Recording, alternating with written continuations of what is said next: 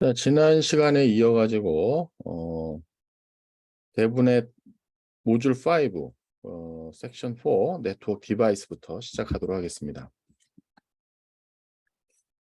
제일 먼저 나오는 것이 이더넷 스위치입니다. 이더넷 스위칭이라고 하는 것이 상당히 우리가 네트워크를 보편적으로 편리하게 만든 기술이라고 보시면 되겠습니다.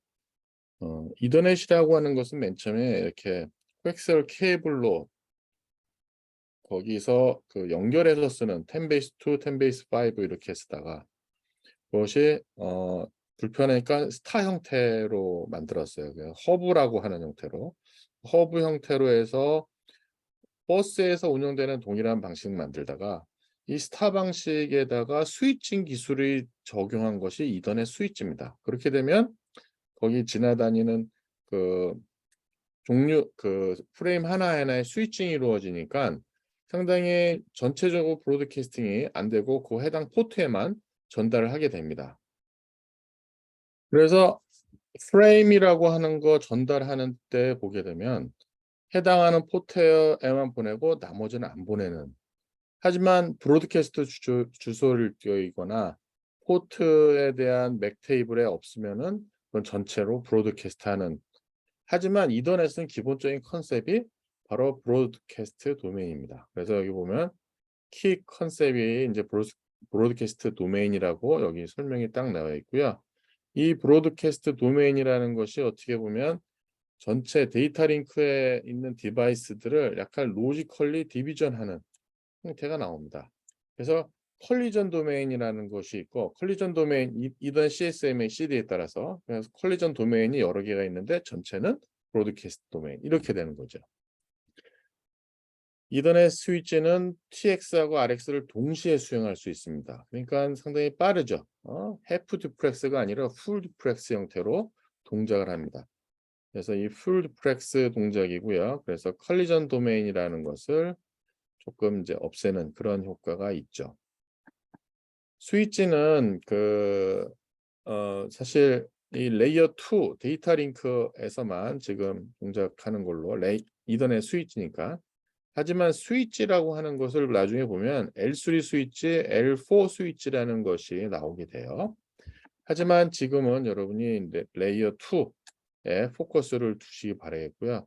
형상은 똑같이 생겼는데 얘가 레이어 2 스위치인지 레이어 3 스위치인지 레이어 4 스위치인지, 그럼 레이어 4 스위치라고 하면 3, 2 기능을 다 갖고 있는 거예요. 멀티 레이어 스위치라고 하기도 합니다. 맥 어드레스 테이블 기반으로 해서 해당한 걸 필터하거나 없으면 전체로 플러드를 하게 됩니다. 필드 프레스 포트 스피드가 동작하는 것이 상당히 포트를 많이 갖습니다. 이곳이 보면 멀티플 하이 스피드 필드 프레스 포트 있는 거죠. 이게 상당히 둘레 6, 이게 12포트예요. 그래서 여기는 지금 24포트짜리고요. 여기는 48포트짜리고요. 24포트짜리이고 여기 보면 이렇게 좀 다른 기능으로 뭔가 동작할 수 있도록 붙여놓은 것 같아요. 뭐 레이어 3 스위치, 여기는 뭐 레이어 2 스위치 기능 한다든가 뭐 그런 식으로 되어 있는 멀티플 하이 스피드 풀 듀플렉스 스위치 모양을 보여주고 있습니다. 스위치가 동작할 때 컷스루 스위칭 모드가 있고 스토어 앤 포워드에 있어요. 컷스루라고 하는 것은 프레임 전체를 보지 않고 데스티네이션 어드레스만 보고 나서 바로 이제 포워딩 합니다. 여기 보게 되면 데스티네이션을 읽은 다음에 그냥 보내기 때문에 만약에 프레임 자체에 뭔가 에러가 있었다, 프레임 책섬이 무슨 문제가 있었다, 엔드 단 가서 처리를 해야 됩니다. 스토어 앤 포워드는 보고 난 다음에 다 동작하는 거예요. 그러니까 컷스루보다는 약간 이제 슬로우할 수가 있겠죠. 모든 프레임을 다 받은 다음에 에러가 있는지 다 체크하고 없으면 그제서 이제 포워딩을 하는 것이 되겠습니다. 랜 스위치에 대해서 몇 가지 이제 캐릭터리스틱을 얘기하는데 하이 포트 덴시티, 그러니까 포트 덴시티가 이제 많은 거예요. 여기 보면 라지 넘버 포트에서 24에서 48포트 정도 갖고 있는 상당히 많은 스위치를 갖고 있는 거죠. 그래서 모듈라 형태로 해서 점점 이렇게 샷시 올릴 수 있는 그런 형태로 되어 있고요. 프레임 버퍼가 상당히 크면 어떻게 되겠습니까? 많이 쌓아둘 수가 있죠. 이게 스토어할 수 있는 것이 상당히 많기 때문에 에러에 대한 것이 좀 덜 일어날 수가 있을 것 같아요. 그다음에 인터널 스위칭이 이제 패스트한 겁니다. 패스트. 약간 이제 라지 프레임이고요. 패스트하니까 훨씬 더 이제 스피드업 되게 되면 이제 더 하이 스피드 빨리 나갈 수 있는 거겠죠. 그다음에 이 두 개 사이에서 사실 미스매치가 날 때, 예를 들면 100메가하고 1기가로 보낼 때, 1기가에서 100메가로 보낼 때, 그렇게 되면 이제 버퍼링이 좀 필요한 게 되는 거죠. 근데 사실 그런 경우에는 양쪽에 포트 스피드의 것을 맨 처음에 서로 체크를 합니다. 어? 자, 레이어 2 스위치 이어서 레이어 3 라우터에 대한 거 보면, 라우터라고 하는 것은 서로 다른 랜 세그먼트, 그러니까 브로드캐스트 도메인에 있는 하나의 랜 세그먼트하고 다른 랜 세그먼트에 대한 디바이스끼리 서로 커뮤니케이션 할 때 얘는 라우팅 테이블로 루트를 결정합니다. 어떻게 할지. 그래서 얘는 TCP/IP 레이어 3에 해당하는 IP 여기 인터넷 레이어 IP에서 처리가 되고요. 라우팅 테이블하고 데스티네이션 어드레스 패킷의 데스티네이션 어드레스하고 라우팅 테이블 근간으로 해서 동작을 하게 됩니다. 여러 가지 버라이어티한 네트워크 포트를 서포트합니다. 그러니까 아까는 이더넷만 있었지만 얘는 인터페이스가 상당히 다양해요. 그래서 랜에 대한 이더넷 형태도 있고 웬 포트 종류가 정말 많아요. 뭐 프레임 릴레이, 뭐 전용 회선 T1, E1 쓰는 거, ATM, 그다음에 MPLS, 그다음에 실은 뭐 새틀라이트 링크, 그다음에 뭐 해저 케이블, 뭐 이런 것들, 그다음에 와이어리스에 대한 환경, 그다음에 뭐 예를 들면 그 마이크로웨이브, 뭐 이런 것들에 대한 것을 웬 인터페이스로 가질 수 있기 때문에 라우터의 네트워크 포트는 정말 다양합니다. 근데 그걸 다양한 거를 여기다가 직접 꽂을 수도 있어요. 여기에 해당하는 거를 직접 꽂을 수 있는데 그렇게 하기에는 너무 어 라우터 만드는 입장에서 그 많은 걸 수용할 수 없잖아요. 그래서 여기는 이제 시리얼 라인으로 보통 만듭니다. 그래서 보통 어떻게 인제 동작을 시키냐면 동작할 때 이 라우터에 여기가 인제 예를 들면 여기가 시리얼 포트 뭐 여기가 시리얼 포트야. 예를 들어서. 그래서 여기가 시리얼 제로 제로하고 뭐 제로 1이 있고 그다음에 1 제로 있고 1 1 뭐 4 개의 포트가 있어요. 웬 포트 나가는 거에 웬 포트가 예를 들면은 여기에 뭐 T1 전용 장치가 있어. 근데 여기가 시리얼 포트가 이렇게 제공이 돼요. 시리얼 포트. 여기는 인제 외부 나가는 거고. 그다음에 예를 들면 또 하나가 또 뭐 MPLS로 제공되고 있어. MPLS도 보니까 여기에 만약에 랜으로도 제공될 수 있는데 시리얼로 제공이 돼. 예를 들어서. 그다음에 또 하나 뭐 프레임릴레이라고 하는 기술인데 프레임릴레이에도 또 시리얼이 또 있어. 그다음에 또 하나 뭐 이상한 뭐 새롭게 나온 나는 잘 모르겠는데 여기 뭐 마이크로웨이브 장치래. 그래서 마이크로웨이브로 해서 무선으로 여기서 쏜대. 그러고 난 다음에 여기 시리얼 포트가 이렇게 있어요. 그러면 여기 있는 시리얼 포트에 대한 걸 여기 시리얼로 요렇게 인제 연결을 해 주는 겁니다. 여기. 그러면 여기에 인제 하이 스피드 시리얼 인터페이스 기술들이 있어요. 하이 스피드 시리얼 인터페이스 라인을 위한 프로토콜들이 있어요. 그래서 시리얼 라인 커뮤니케이션 프로토콜이라고 시리얼 라인 커뮤니케이션 프로토콜들이 또 있어요. 근데 요 프로토콜은 요 안에서 여기서만 동작을 하는 거죠, 여기서만. 그래서 라우터는 그 다양한 인터페이스에 대한 거를 제공을 해 주고 이 시리얼 통해 가지고 다양한 여기 외부 나가는 것들하고 커뮤니케이션 할 수 있도록 만들어져 있습니다. 그래서 여기 나와 있는 형상 자체가 보면 모듈라 스위치가 되는 거죠. 여기 보니까 랜도 인제 지원을 하고 있고요. 이더넷하고 형상은 똑같을 수 있는데 차이가 있는 게 뭐냐면 여기에 인제 각 포트마다 IP 주소를 어사인할 수 있는 게 다른 거죠. 이더넷 스위치는 기본적으로 매니지먼트하는 포트를 제외하고는 그 IP 설정을 하질 않습니다. 이더넷이니까. 근데 여기는 기본적으로 IP 주소를 인제 설정을 해서 운영을 해야 됩니다. 그다음에 패킷 포워딩 하는데 얘도 뭐는 메커니즘 세 가지가 있습니다. 프로세싱 스위칭, 패스트 스위칭, 시스코 익스프레스드 포워딩. 이건 시스코 거가 되겠습니다.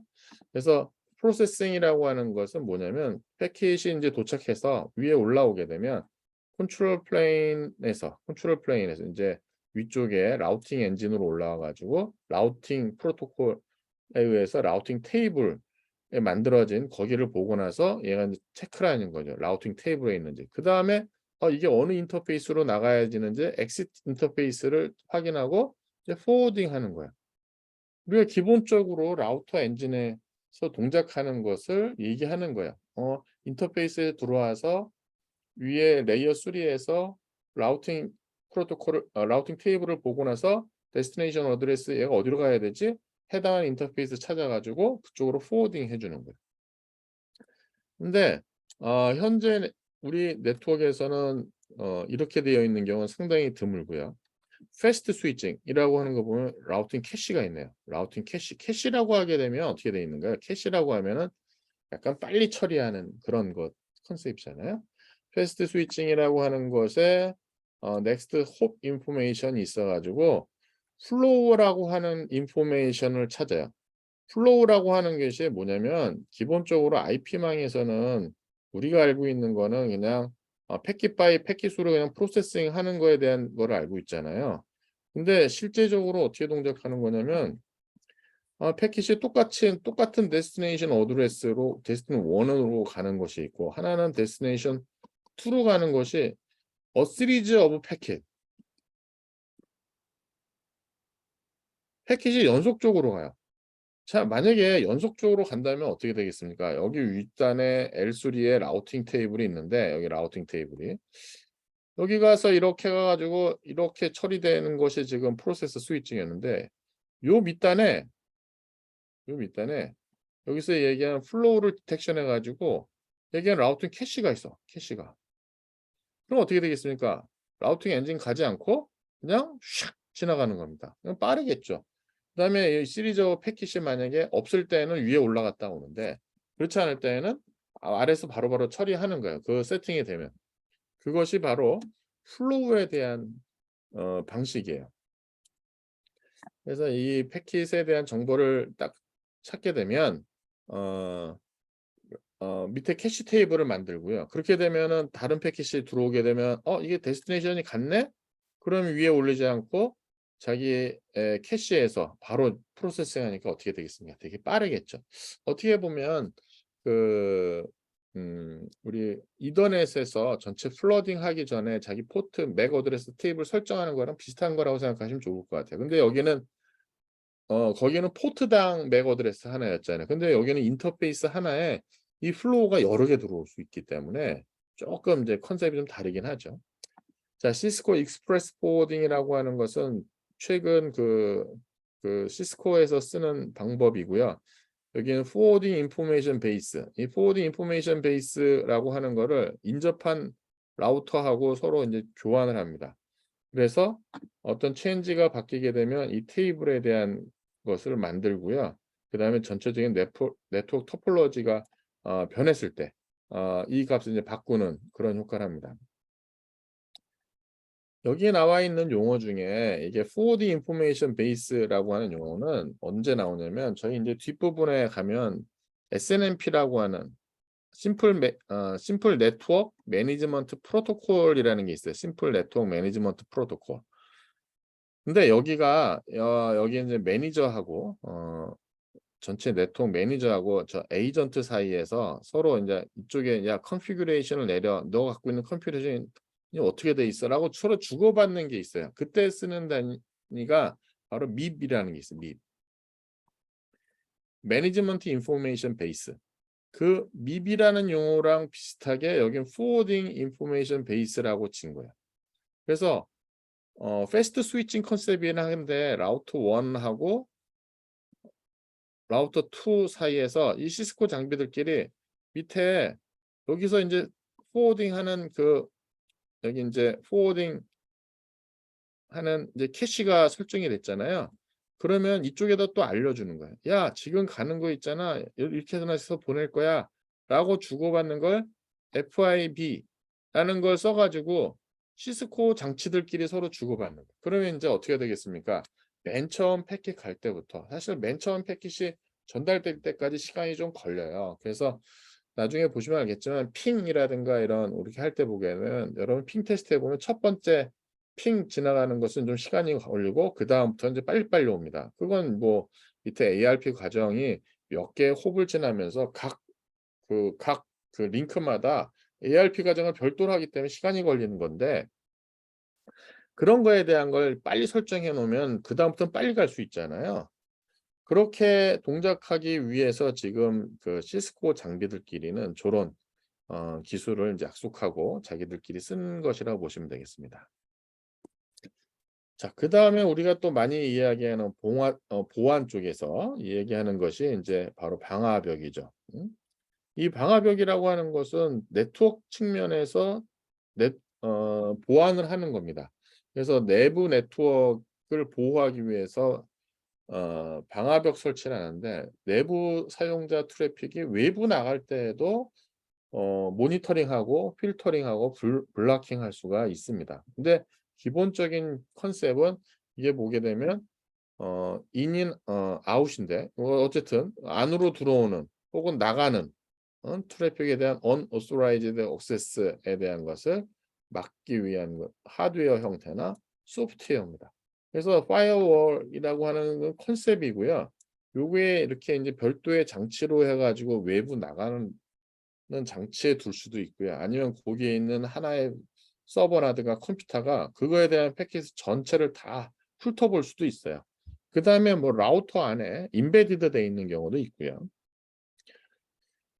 기본적으로 내부로 들어오는 외부의 unauthorized한 유저에 대한 것을 프리벤트하는 것이고 방화벽이고요. 들어오거나 나가거나 하는 트래픽 데이터에 대해서 전부 다 방화벽을 전부 다 거쳐서 가게 됩니다. 그다음에 unauthorized 데이터는 당연히 블락되고요. 요거의 그림은 인제 하드웨어 형상의 방화벽을 보여주고 있습니다. 그렇게 하기 위해서 얘가 동작하는 게 stateless가 있고요. stateful이 있어요. stateless가 기본적으로 IP의 기본 컨셉이에요. 우리가 인제 여기서 계속해서 나오는 용어가 stateless, stateful이라는 말을 많이 쓸 겁니다. stateless라고 하게 되면 앞에 있는 패킷하고 그다음 패킷하고 연관성이 없이 인디펜던트하게 처리하는 게 stateless예요. 이게 기본적으로 라우터 IP의 기본 컨셉이에요.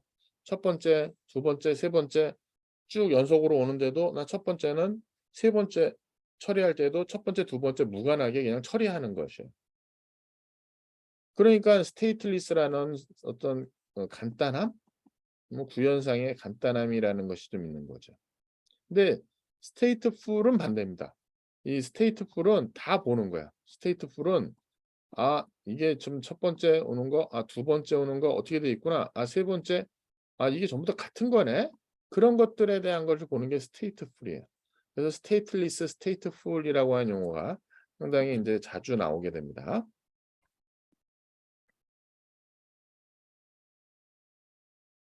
대부분 기본적으로 stateless 패킷 필터링 포워드예요. 그래서 방화벽에 오는 거에 대한 것을 자기 스태틱하게 룰을 만들어 놓은 거하고 비교를 해서 인제 이게 우리가 ACL이라고 하는 액세스 컨트롤 리스트라는 게 있어요. 액세스를 에 대한 것을 할 때 퍼밋 할지 디나이 할지 할 때서 허용을 할지 안 할지에 대한 룰을 쫙 적어 놓은 거를 있는데 그 룰을 보고 나서 모든 패킷에 대한 것을 지나다니는 걸 다 보게 됩니다.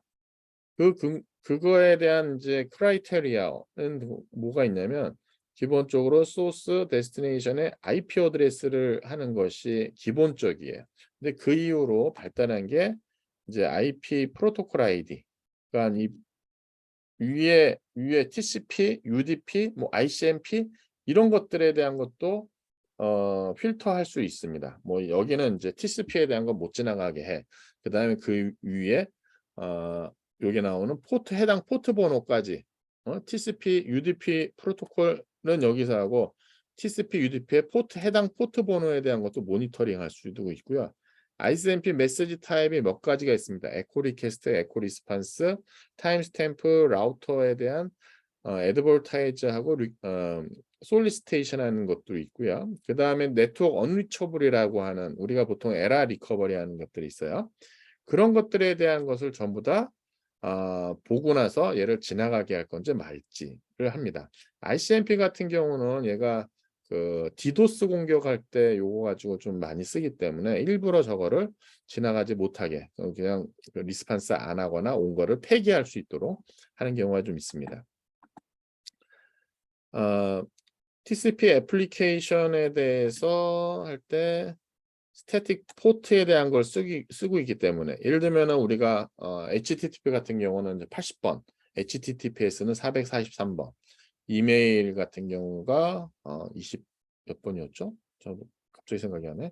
그다음에 DNS 53번, FTP가 21, 20번, 텔넷이 23번. 이런 웰노운 포트 번호가 있어요. 웰노운 서비스에 대해서. 그거에 대한 것을 필터링 하는 거죠. 그게 이제 TCP 레벨에서 하는 것이고요.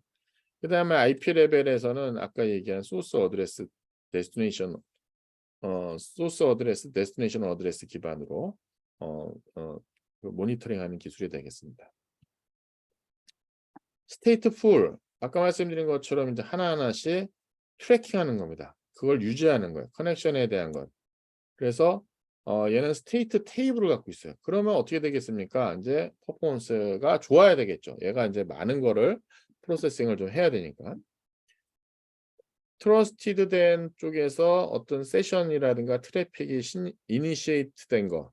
그거는 그 퍼미션을 합니다. 이게 이제 NAT라고 해서 나중에 뒤 보면은 프라이빗 네트워크에서 퍼블릭으로 트래픽 맨 처음에 나갈 때 세팅이 되게 되면 그쪽에서 오는 리스판스가 우리 네트워크로 들어올 수가 있어요.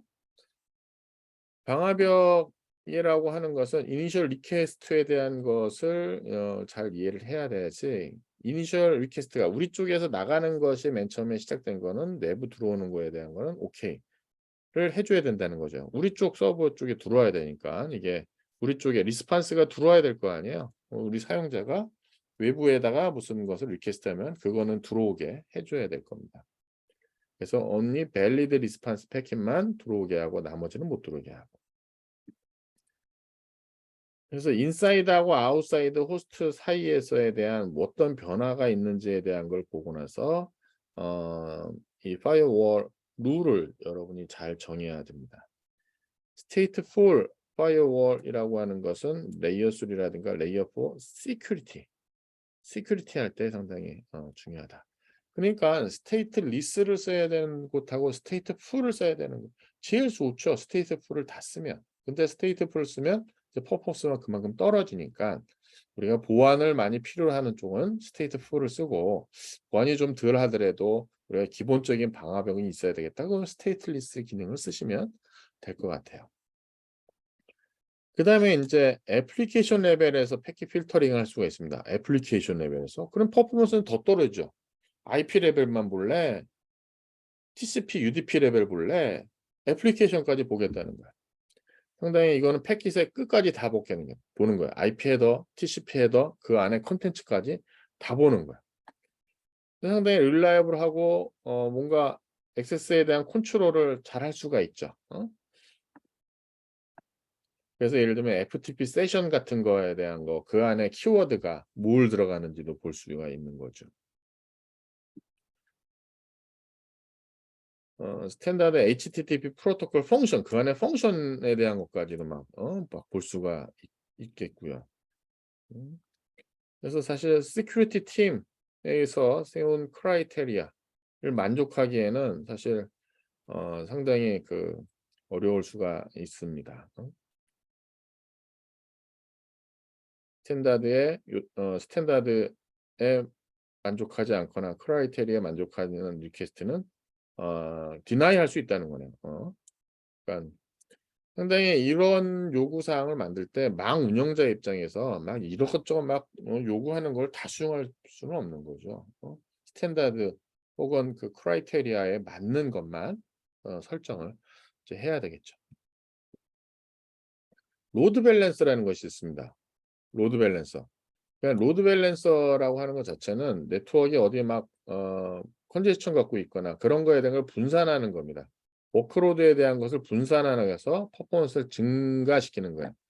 멀티플 컴퓨팅 리소스를 여러 가지 있을 때 거기에 분산시키는 것이네요.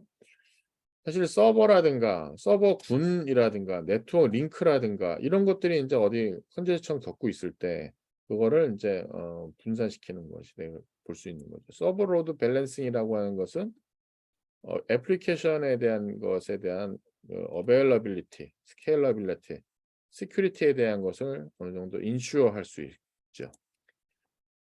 어떻게 함으로써 네트워크에 대한 여기 보면 서비스에 대한 건 어떻게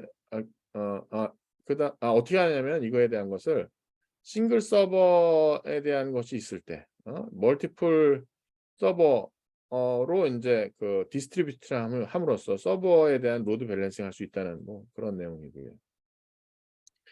디바이스 레벨에서 또 로드 밸런싱에 대한 것은 이렇게 또 네트워크 어베일러빌리티에 대한 걸 지원할 수가 있어 갖고 로드 디바이스 리던던시 디바이스를 2개 3개를 두는 거죠. 스케일러빌리티 만약에 패스에 대한 거를 여러 군데 둔다든가 그다음에 시큐리티 접근할 수 있는 거에 대한 것을 좀 제한을 둔다든가 그것이 가능한 거죠. 그래서 그다음에 인제 이건 디바이스 레벨에서 하는 것이고요. 네트워크 레벨에서 사실 네트워크 레벨에서 우리가 하는 것이 로드 밸런스의 큰 거죠. 그래서 보게 되면 하이 서비스 어베일러빌리티, 스케일러빌리티, 서비스 레벨 시큐리티에 대한 것이 있습니다. 그래서 보시게 되면 하이 서비스 어베일러빌리티라는 것은 클라이언트 리퀘스트에 대한 걸 분산시키는 겁니다. 그래서 서버를 여러 개 둔다든가 서버 팜에 대한 걸 둬 가지고 여러 가지 분산시키는 것이 있고요. 스케일러빌리티라고 하는 것은 이제 버추얼라이제이션이라는 걸 둬 가지고 클라이언트 리퀘스트에 대한 것을 버추얼 디바이스 형태로 인제 분산시키는 이제 어떻게 보면 클라우드 환경이 인제 이런 케이스라고 보시면 되겠습니다. 그다음에 서비스 레벨 시큐리티에 대한 것은 SSL 세션을 맺어 가지고 로드 밸런서하고 이츠 페어 사이에 로드 밸런서라고 하는 장치하고 어떤 애플리케이션 서비스에서 SSL 세션을 맺어 가지고 그거에 대한 것을 서비스 레벨의 시큐리티를 또 보장을 해 주는 것이 바로 이 기술들이고 네트워크 레벨 서비스 레벨 기술들이고요. 여기서 주관점은 이제 로드 밸런서라고 하는 그 장치를 통해 가지고 전체 네트워크의 전체적인 트래픽 혹은 서버에 몰리는 것 그것들을 분산시키는 기술이라고 장치라고 보시면 되겠습니다. 네트워크 다이어그램이라고 하는 것은 다큐멘트에서 있는 거예요. 네트워크 다이어그램이 물론 망 관리하는 프로그램 같은 경우 전체적인 네트워크 막 자기가 찾아 가지고 망 매니저한테 이렇게 그 네트워크 매니저한테 이렇게 딱 보여주는 시뮬레이터 혹은 망 컨피규레이션의 것이 있어요. 근데 고가죠. 그런 것들이요. 그 다큐멘터리에다가 이거를 손으로 직접 그려 놓으면 한눈에 딱 볼 수 있는 거죠. 네트워크 디 디플로이 하는 과정에서 이것은 상당히 다큐멘테이션이라는 게 상당히 중요합니다.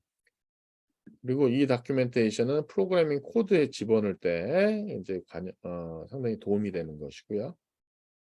버추얼리 그다음에 인투이티블리 하게 한눈에 볼 수 있도록 만드는 게 좋습니다. 그래서 올 디바이스들이 어떻게 연결되어 있는지 어떤 인터페이스를 랑 연결되어 있는지를 볼 수가 있어요. 여기선 대개 인제 레이어 2 피지컬 커넥티비티에서 피지컬하게 보는 게 있고요. 레이어 3 IP 도메인상으로 인제 로지컬하게 다이어그램을 보는 것이 있습니다. 자 여기는 레이어 2에 대한 것이죠. 저희가 맨 처음에 봤었던 그림이에요.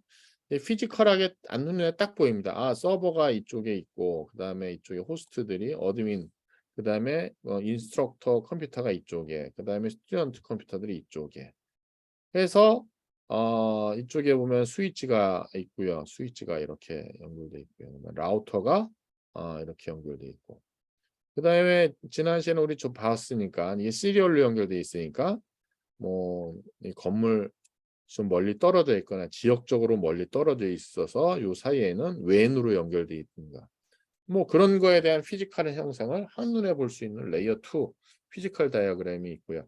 그다음에 만약에 IP 도메인상으로 만약에 보인다면 지난 시간에 했었던 것 같은데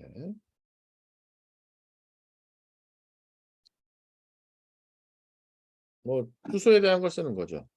여기 같은 경우는 뭐 192점, 뭐 168, 10.0 네트워크. 얘는 뭐 그래서 24까지. 24면은 250개니까 안 되네요. 그렇죠? 23으로 해야 되겠다. 23. 23으로 하면은 10.0 네트워크하고 11.0 네트워크 두 개가 있잖아요. 그러면 250개, 500개까지 지원할 수 있잖아요. 23으로 하게 되면. 그다음에 얘는 192점, 168, 20.0에 여기는 64개니까 굳이 25로 해도 관계없죠. 1에서 126까지 어사인 되니까 126까지 어사인 되고 만약에 그보다 작으면 조금 초과가 되죠. 64시니까는. 자, 이런 식으로 어사인을 주소 어사인을 해주는 게 이제 로지컬 커넥션이 되겠습니다. 자, 여기 이제 패킷 트레이서라는 것을 여러분이 처음 보게 되는데 이 패킷 트레이서라는 툴 자체는 뭐랄까요? 네트워크 전체적인 그림을 한꺼번에 볼 수 있는 겁니다. 우리 시스코 CCNA 할 때에는 이걸 통해 가지고 네트워크에 대한 것을 실제 꾸며서 하지 않고 요걸 가지고 나서 드래그 해 가지고 그 형상을 갖다가 거기 열어 가지고 컨피규레이션 내려서 실제 데이터 전달되는 이런 거를 해볼 수가 있어요. 그래서 여러분이 요 패킷 트레이서에 대한 것도 한번 써 보시길 바라겠고요. 요게 뭐 내부넷에서 이제 소개가 되고 있으니까 여러분이 한번 거기 나와 있는 대로 토폴러지 해 보시고 기본적인 커넥티비티 확인하시고 웹페이지 열어 가지고 동작하는지 그다음에 방화벽 액세스 리스트에 대한 것이 어떻게 되어 있고 설정에 대한 것을 한번 해 보시기 바라겠습니다. 자, 다음은 이제 네트워킹 프로토콜에 대해서 저희가 알아보도록 하겠습니다. 네트워크 프로토콜이라고 하는 게 장치들끼리 있을 때 이제 서로 커뮤니케이션 하기 위한 규약이죠. 서로 어떻게 할 수 있는지. 그다음에 그 규약에 대한 통해서 커뮤니케이션도 잘 할 수 있고 트러블 슈팅 할 때도 쓸 수가 있습니다. 텔레타하고 시큐어라는 시큐어 쉘 SSH라는 것이 쓰는데 이거는 이제 어떻게 보면 원격 접속하는 거야. 이것은 이제 보면 리모트 컴퓨터에 대해서 이제 연결하고 로그 들어갈 수 있는 것이라고 보시면 되겠어요. 지금은 SSH라는 걸 많이 씁니다. SSH라고 하는 걸 통해 가지고 커넥션을 합니다. 근데 얘는 인크립션에서 데이터가 날아가고요. 텔넷은 과거 맨 처음에 나왔었던 거였는데 얘는 그 인크립션이 없어요. 그래서 중간에 캡처해서 보게 되면 아이디, 패스워드, 그다음에 무슨 메시지 이걸 다 볼 수가 있습니다. 그러니까 텔넷은 보안이 이제 취약하죠. SSH는 22번을 쓰고요. 텔넷은 23번 포트 번호를 씁니다. TCP를 씁니다. TCP의 포트 번호를 씁니다. HTTP하고 HTTPS라고 하는 게 HTML 형태에 대한 콘텐츠를 서로 주고받고 웹페이지를 만드는 거예요. 그래서 약자는 하이퍼텍스트 트랜스퍼 프로토콜이 되겠고요. 시큐어하게 보는 게 HTTPS입니다. 웹 브라우저하고 웹 서버 사이에서 서로 이제 쓰는 프로토콜이라고 보시면 되겠고요. HTTPS는 아랫단에 TLS라든가 Secure Socket Layer라고 하는 것을 써가지고 Secure Communication을 쓰는 겁니다. 그리고 이 포트는 80번, 443번 씁니다. 넷컴프하고 레스트컴프라고 하는 것은 여기 보면은 멀티플 네트워크 오퍼레이션을 간단하게 이제 그 커뮤니케이션 할 때 씁니다. 넷컴프는 830번 포트가 어사인 됐는데 레스트컴프는 사용자가 그때그때마다 만들어서 프로토콜 설정해서 씁니다. 여러 개의 네트워크 할 때 디폴트 포트를 쓰거나 요 포트 보고 쓰거나 레스트컴프 쓸 때 몇 번에 대한 걸 미리 공지가 돼 있거나 해서 써야 되고요. 그다음에 요 번호처럼 다른 번호를 쓰시면 안 됩니다. 나는 지금 내 컴퓨터에 대한 걸 써야지 하면서 여기서 정한 80번을 써. 그러시면 안 됩니다. 아, 나는 HTTP를 80번이 아니라 23을 써야지. 그러시면 안 됩니다. 웰노운 포트 번호에 대한 것은 그건 지켜주셔야만 됩니다. 자, DHCP라고 하는 게 다이나믹 호스트 컨피규레이션 프로토콜이 있습니다. 우리가 IP 단말을 맨 처음에 쓰실 때 기본적으로 설정하는 것이 있죠.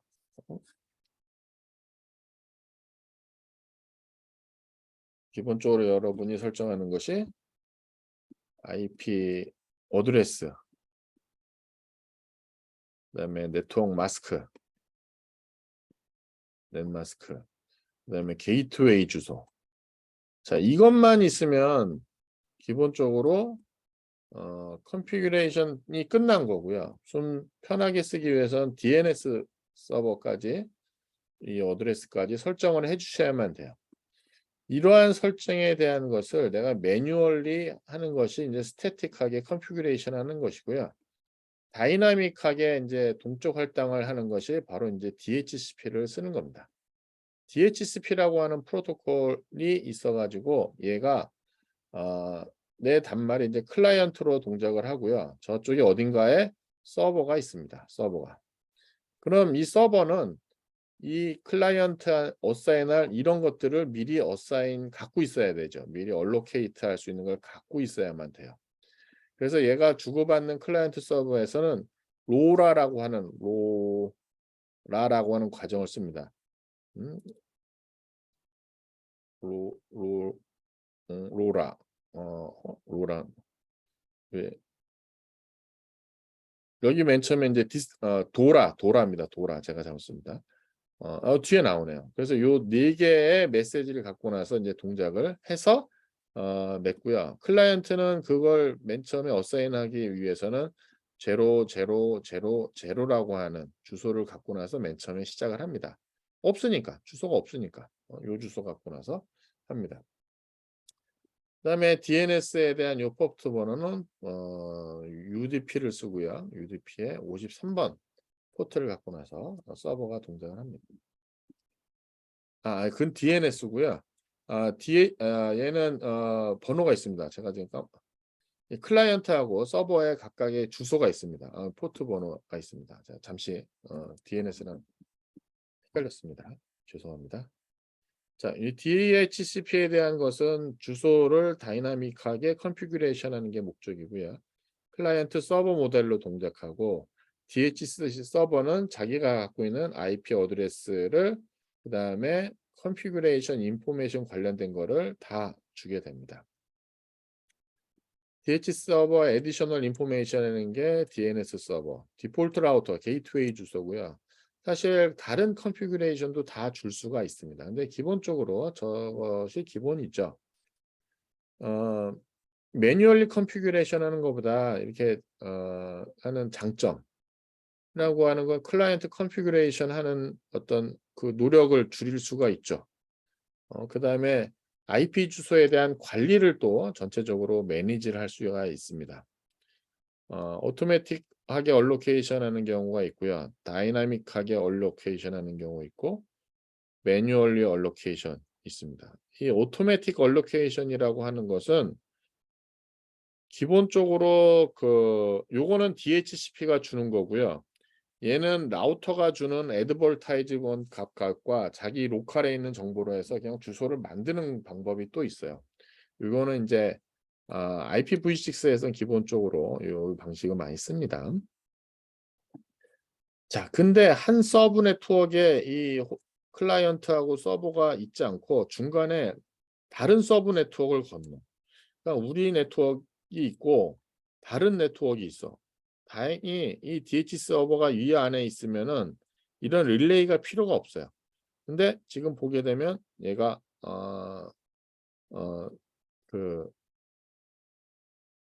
기본적으로 이렇게 밖에 있어요. 밖에 있을 때는 DHCP 릴레이라는 걸 통해서 얘가 중계를 해줍니다. 그러니까 이게 대부분 이제 라우터가 그 기능을 하는데 라우터에 DHCP 릴레이 에이전트라고 그래가지고 컨피규레이션 해놔요. 그러면은 이쪽에서 요청한 거에 대한 것이 브로드캐스트로 오글랑요. 주로 이제 브로드캐스트로. 그럼 이거에 대한 거를 이쪽에 해당하는 그 서버 미리 설정되어 있는 릴레이 에이전트가 요 설정되어 있는 이쪽으로 이제 보내주게 됩니다. 자, 보게 되면 메시지는 도라라고 씁니다. 도, 오, R, 에크. 도라 메시지예요. 그래서 DHCP 디스커버리는 일단은 서버에 대한 것이 어디 있는지 전체적으로 찾기 위한 과정을 하고요. 네가 찾는 쪽에서 이게 오퍼를 해줍니다. 근데 오퍼를 해줄 때 요 오퍼한 거에 대한 것이 이렇게 하나만 있지만 사실 DHCP가 여러 개 있을 수도 있거든요. 그래서 얘는 여러 개의 오퍼를 받습니다. 그러고 난 다음에 특정한 한 돔에다가 이제 리퀘스트를 보냅니다. 왜 브로드캐스트로 보내느냐? 여러 DHCP 서버들한테 나 이쪽에 요청하는 거야. 그러니까 너는 안 줘도 돼. 그러면 해당하는 DHCP 서버만 에크로 해가지고 너가 지금부터 이 주소를 써도 돼 라고 해서 이쪽에 알려주게 됩니다. 그래서 DHCP에 대한 기본 동작이 쭉 설명이 되어 있습니다. 여기 나와 있네요. 여기 도라에 대한 것이 있어요.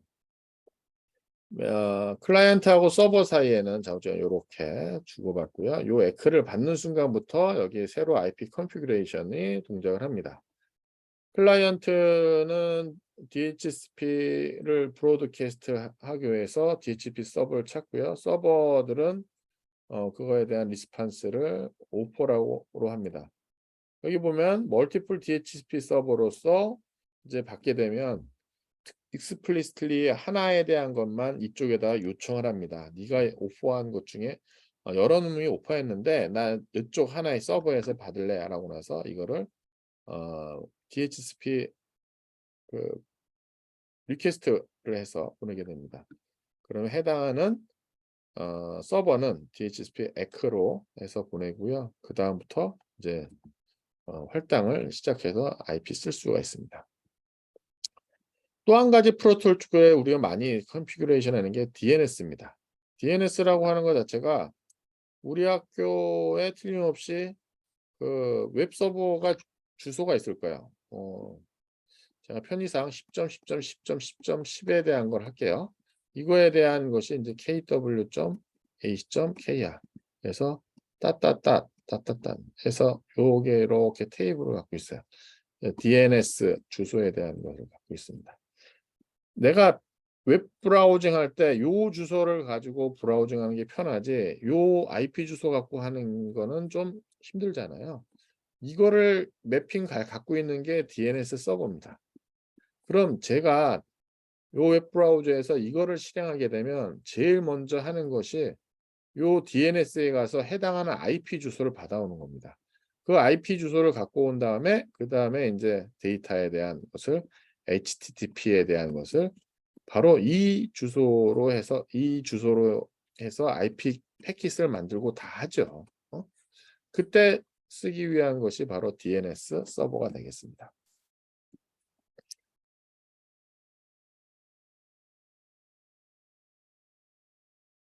여기 보면 디바이스는 IP 어드레스로 해서 하지만 DNS가 이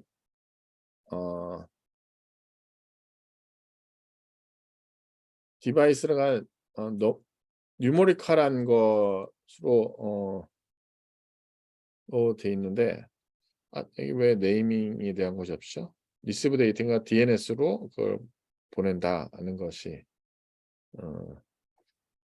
여기 있네요. 네임에 대한 네임에 대한 거에 대한 것을 뉴머리컬 어드레스하고 매핑에 대한 하는 과정이 DNS가 되겠습니다.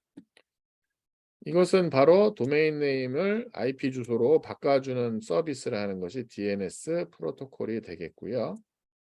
여기는 쿼리하고 리스판스, 그 다음에 해당하는 데이터를 갖고 옵니다. DNS 메시지라고 하는 포맷으로 해서 쓰고요. 얘는 UDP의 53번 포트로 서비스를 합니다. 여기서 보는 것이 우리가 통상적으로 하는 게 이게 A에 대한 게 요걸 쓰는 거예요. 내가 물어보는 게 야 따따따따 kwc.ac.kr의 IP 주소를 물어볼 땐 요 A라고 해서 물어봅니다. A를. 그다음에 요거에 대한 오소로티브 네임 서버를 물어보는 경우도 있어요. 무슨 얘기냐면 우리가 이 DNS 망 구성에 대한 걸 여러분이 좀 이해하셔야 되는데 우리가 인제 시스코닷컴이라고 하는 것을 쓰게 되면 여기는 상위에 인제 닷컴에서 하고요. 우리는 .kr에 여러 것 중에 .acr에 우리 kw 이렇게 들어가죠. 그러면 우리 학교의 전체적인 네이밍에 대한 건 우리 쪽에 대한 네이밍을 합니다. 저 시스코에 대한 것도 여기 회사에 여러 가지가 있을 텐데 여기에 서버가 있어요. 여기에. 사실 우리 입장에서는 이게 로컬 서버예요. 로컬 서버. 로컬 서버. 그다음에 여기가 입장에서는 얘가 인제 로컬 서버죠. 여기가 인제 얘가 인제 로컬 서버죠. 내부적으로 찾으니까. 근데 사실 우리 학교에 뭐 대표적으로 쓸만한 데가 뭐 클래스라는 걸 쓰잖아요. 클래스. 클래스라고 하는 시스템을 주는데 여기에 주소가 예를 들면 10.20 이야. 근데 여러분들 외부에서 시스코에서 뭐 클래스를 접속해서 들어오려고 하는데 클래스라는 것만 알지 뭐 안에 IP 주소는 모르잖아요. 우리가 이걸 10.100으로 바꿨어. 10.100으로. 주소를 10.100으로 바꿨어.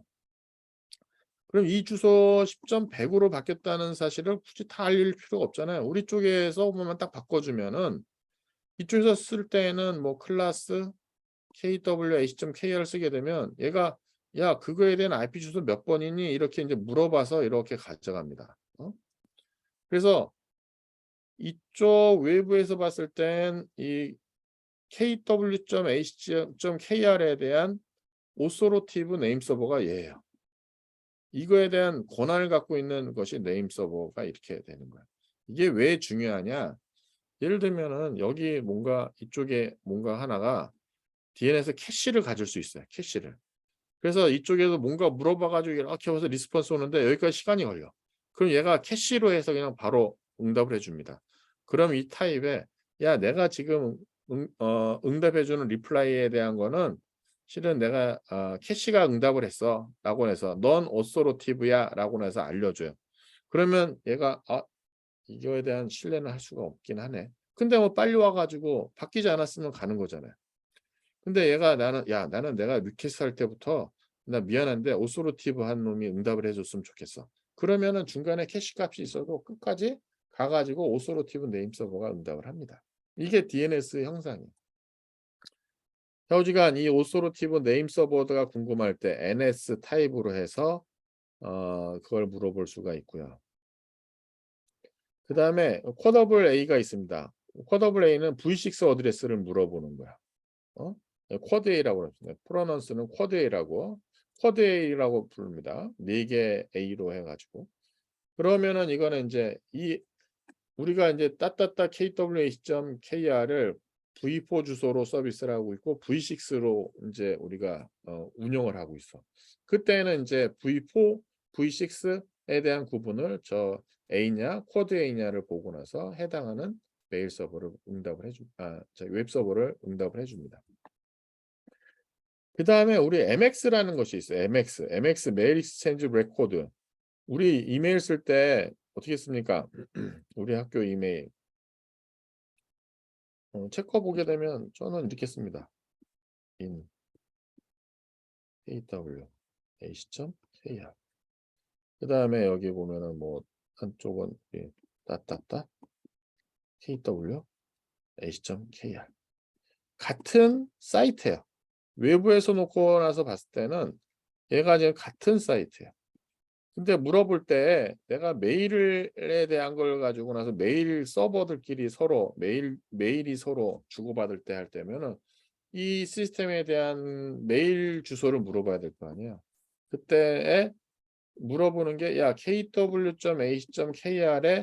MX야." 그럼 이거에 대한 메일 익스체인지에 대한 레코드에 대한 걸 물어보는 것이 되겠습니다. 자, 저렇게 타입을 여러 개 해가지고 할 수 있고요. 보긴 안 나왔습니다만 우리가 이제 070 전화, 인터넷에서 전화할 때 요 DNS를 이용해서 전화번호하고 IP 주소 매핑도 이걸 이용해서 사용을 합니다. 컨피규레이션 DNS 서버를 할 때 쿼리를 이제 보내게 됩니다. 클라이언트가 서버한테 쿼리를 보내게 됩니다. 그러면은 얘가 풀고자 하려고 하는 그 네임에 대한 그 레코드를 이제 보는 거죠. 근데 만약에 레코드가 없으면 어? unable if 만약에 그거에 대한 네이밍을 할 수 없으면 다른 서버한테 물어봅니다. 자기가 갖고 있는 정보에 없으면 그 상위 서버한테 물어보게 됩니다. 그래서 결국은 이거에 대한 것에 해당하는 어떻게 보면 맨 마지막에 오소로티브 네임 서버까지 가겠죠. 그래서 그러고 난 다음에 매치가 만들어지면 그거를 요구한 쪽에 이제 보내게 되고요. 그 다음에 이거에 대한 것을 다시 또 물어볼까 봐 이벤트에 대한 거를 템포럴리 또 아까 얘기한 캐시 형태로 저장을 하게 됩니다. DNS가 메시지 포맷에서 쓰는 것은 메시지에 들어가는 게 퀘스천이 있고요. 앤서가 있고요. 오소로티브가 있고요. 에디셔널. 이게 메시지에 리퀘스트 리스판스에 다 들어가야 합니다. 그래서 퀘스천 파트를 채워서 보내면 리스판스 올 때 퀘스천은 그대로 있고요. 그 다음에 앤서가 여기 채워서 옵니다. 거기에. 그 다음에 그거에 대한 오소로티브에 대한 것도 오고요. 만약에 필요한 에디셔널에 대한 것도 실려서 오게 됩니다. DNS 하이어라키 여기에 나와 있습니다. 이게 상당히 탑 레벨 도메인에서 TLD라고 합니다. TLD. 루트에 대한 것이 있고요. 그 다음에 여기 .net, .edu, .com, .au, .co 이런 식으로 해놨고요. 우리는 여기 .kr 여기 이제 해당하는 것이 되는 것이죠. 세컨 레벨 시스코.com 있고요. 여기 보면 시스코가 지금 사이트가 FTP 메일 이렇게 나눠가지고 이렇게 물어보는 형태로 되어 있습니다. DNS는 이렇게 하이어라키컬 시스템으로 해서 점 형태 쓰고 있고요. 네이밍 프로토콜은 이렇게 계속해서 밑에까지 내려갈 수가 있어요. 한때는 이걸 더 밑에까지 막 내려가서 자기네 회사가 크게 뭐 이런 거에 대한 걸 잘 아는 것처럼 하는 것이 유행이었는데 근데 지금은 대수리수를 심플리파이 하는 게 더 유행이죠. 그래서 .kr 하나만 써가지고 전체를 뭐 하나로 다 표현하거나 이런 것들이 더 대세로 바뀌었습니다. 자기 존이 아니면은 그걸 아나더 존으로 아나더 서버한테 보내고요. 그다음에 그거에 해당하는 트랜스레이션을 찾는 것이 DNS에 대한 역할이 되겠습니다. 자, 그 다음에 이제 SNMP가 나옵니다. SNMP, 심플 네트워크 매니지먼트. 앞에서 제가 얼핏 말씀드렸는데, 여기 컨셉은 클라이언트 서버 모델을 유지를 합니다. 항상 TCP/IP의 모든 애플리케이션은 클라이언트 서버 모델입니다. 클라이언트가 먼저 시작하고요. 얘가 리스판스 하는 형태예요. 여기가 이제 리퀘스트하고 리스판스 하는 형태가 기본적으로 항상 유지가 됩니다. 근데 이게 SNMP는 어떤 상황이냐면 여기 이제 매니저가 있고요. 매니저가 딱 있고요. 여기 에이전트들이 있어요. 여기 에이전트들이. 얘가 다 물어보고 얘가 리스판스 하는 물어보고 리스판스. 물어보고 리스판스. 물어보고 리스판스 하는 형태예요. 기본적으로 요청하는 놈이 클라이언트고요. 받는다고 가만히 있다 응답하는 서버예요. 그러니까 여태까지는 클라이언트가 많고 서버 하나였는데 여기는 조금 컨셉이 좀 다른 것이고요. 앞에서 제가 forwarding information map 베이스만 쓸 때 MIB이라고 하는 단위로 지정을 합니다. 그래서 뭐 120 뭐 주소처럼 됐는데 제가 2.8.4.2.6 해서 요게 밉을 정하는 밉 체계가 있어요. 예를 들면 이게 뭐 어느 디바이스에 뭐 IP 주소다. 뭐 이런 것들이 다 있어요. 야, 그럼 이 주소에 대한 거가 지금 어떻게 되어 있는지 좀 읽어와 하면 이 값을 주면 그 다음에 여기 이제 값을 실려가지고 네가 요청한 이 값의 값은 얼마야? 뭐 이런 식의 이거의 맨 처음에 이걸 지칭하는 단위가 이제 밉이고 이것도 하이어라키컬하게 쭉 체계가 있습니다.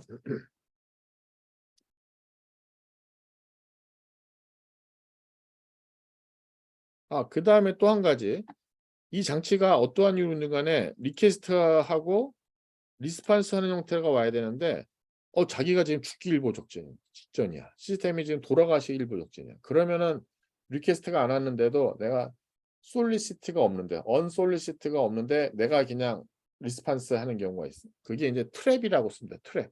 야, 나 지금 덫에 걸렸어 하고 나서 나 지금 덫에 걸렸으니까 좀 이거 와서 살려주든가 그 누구 구조자를 보내주든가 해 하고 트랩이라고 하는 거를 이제 보내게 됩니다. 자, SNMP라고 하는 거는 매니지 디바이스, 서버, 워크스테이션, 라우터, 스위치, 시큐리티 어플라이언스, 어떤 보안 장치, IP에 있는 모든 네트워크는 SNMP를 통해서 매니지를 할 수가 있습니다. 애플리케이션 레이어 프로토콜이에요. 메시지 포맷을 서로 주고받는. SNMP는 NMS, 매니저가 바로 이제 NMS고요. 그 매니지드 되는 걸 에이전트라고 합니다. 매니저, 에이전트. 여기서 주고받는 그거에 대한 뭐에 대한 대상이 있을 거 아니에요? IP 주소를 설정하다든가 아니면 링크가 현재 뭐 값을 읽어보고 싶다든가 아니면은 컨피규레이션에 대한 정보를 다 달라고 한다든가 그럴 때 쓰는 게 이제 밉이 되겠습니다. SNMP에 대한 네트워크 디바이스 할 때 이거에 대한 것을 알아야 되는데 앞에서 설명한 전부 다네요. 제가 여기 보면 매니지먼트 엔티티가 지금 여기 이런 장치들 있죠. 이런 장치들에 대한 거를 NMS라고 하는 걸 통해서 하고요. 여기 데이터베이스들이 이제 쭉 있는 거죠. DB에. 그래서 이 에이전트들한테 여기 있는 정보를 달라고 하는 것이 되겠습니다.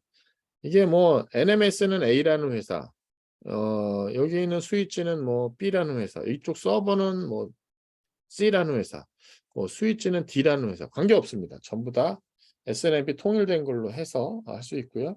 만약에 시스코 우리 라우터의 그 익스프레스 포워딩 하는 뭐 그런 자체의 것을 또 정의할 수 있도록 밉이 있어요. 그러면은 밉에 보게 되면 프로프라이어터리하게 디파인 할 수 있는 게 있어요. 그럼 그쪽에 하나를 받아 가지고 자기네 것끼리 서로 표준에 없는 거를 설정해서 또 운영도 할 수가 있습니다.